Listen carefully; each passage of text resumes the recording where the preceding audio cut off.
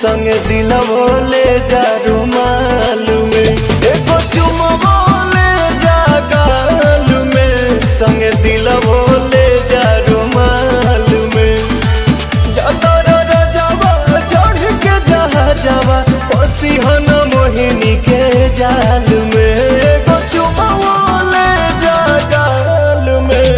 संग दिल बोले जा रुमाल में एगो चुमो संग दिल बोले जा रुमाल में।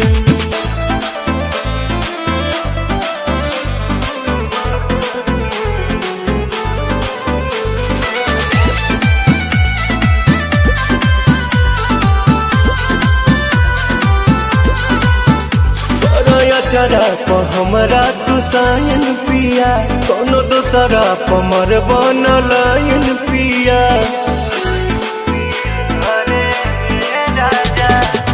इहना केहू के हमार वाला हक हो हर के जात हई होइए जाला सक हो सातो बचनवा न भोले हो सजनवा लजिया बचई हर हाल में एगो चुमो ले जा गाल में संगे दिल बोले जा रुमाल में एगो चुमो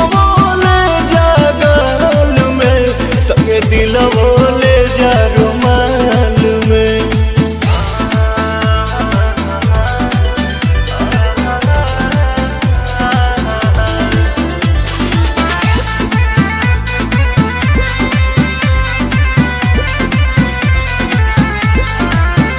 पता लागी जे कदम बवाले बलम जल्दी पड़ बनी हाले के पाले बलम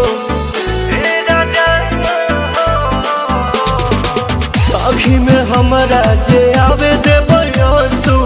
कालम जहरिया ए पवन प्रियांसु कमे कमाई हो यानी मन से रही हा आवे बदला नहीं चाल में एगो चुमो